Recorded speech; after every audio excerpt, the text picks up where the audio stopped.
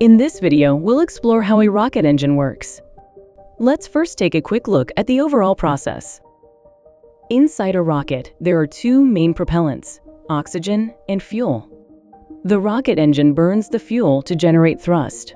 Rockets must fly even in outer space, but space lacks the oxygen needed for combustion. That's why oxygen is stored in liquid form. This liquid oxygen and fuel together are called the propellant, and the propellant is sent into the combustion chamber via turbopumps. There is one pump for oxygen and another for fuel. When the pumps operate, they draw in the oxygen and fuel. The pumps increase the pressure and send the propellants into the combustion chamber. Inside, the propellant is finely atomized and injected. Then, an igniter initiates combustion, producing high temperature, high pressure gas. This gas is expelled through the nozzle, generating thrust. Rockets launched into space mainly use liquid fuel. Liquid rocket fuels commonly include hydrogen, methane, or kerosene. Hydrogen is the lightest element and has low density, allowing large amounts to be stored. It releases a high amount of energy during combustion and produces only water as a byproduct, making it environmentally friendly. However, it poses a high explosion risk and must be stored at an extremely low temperature of -250 degrees, which makes it expensive to handle. Kerosene is a petroleum-based fuel. It remains liquid at room temperature, making it easy to store and cost-effective.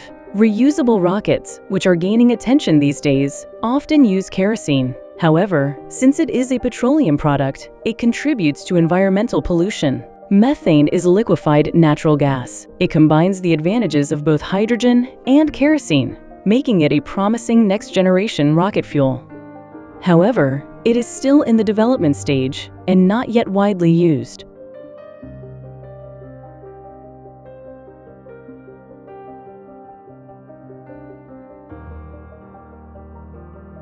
As the turbopump operates, it draws in the fuel.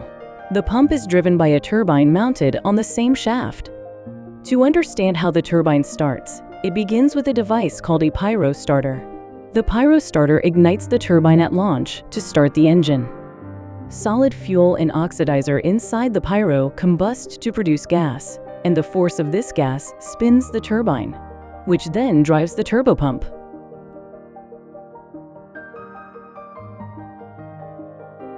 As the turbopump rotates, it draws in both the fuel and oxygen.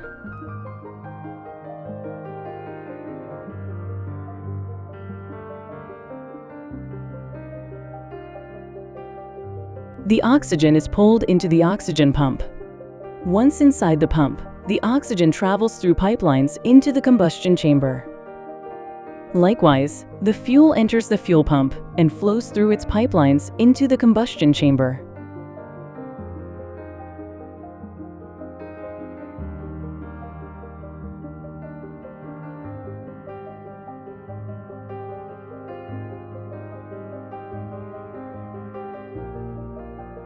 The propellant is sent into the main combustion chamber, but a portion also goes into a small chamber called the gas generator.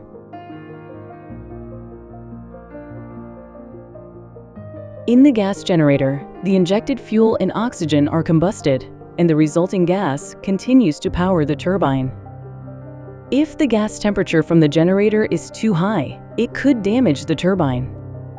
To prevent that, either excess fuel or oxygen is injected to induce incomplete combustion. This reduces the temperature by not fully using the chemical energy.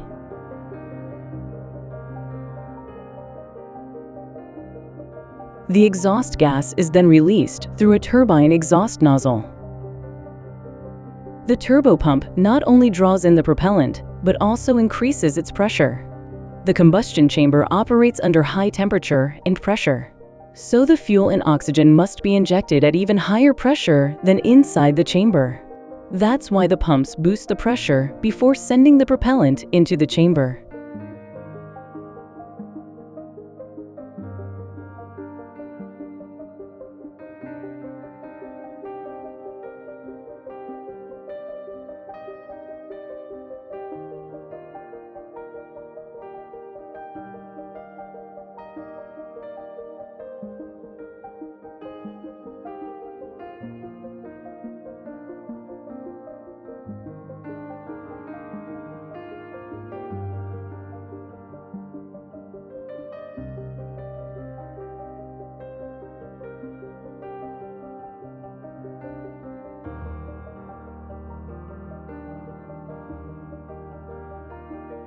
Since the nozzle handles gases over 3000 psi, its inner walls are vulnerable to damage.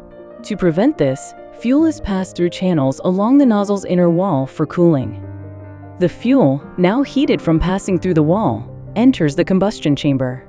The heated fuel evaporates more easily, which increases combustion efficiency. So passing fuel through the nozzle both cools the system and improves combustion. Inside the combustion chamber, there is an injector.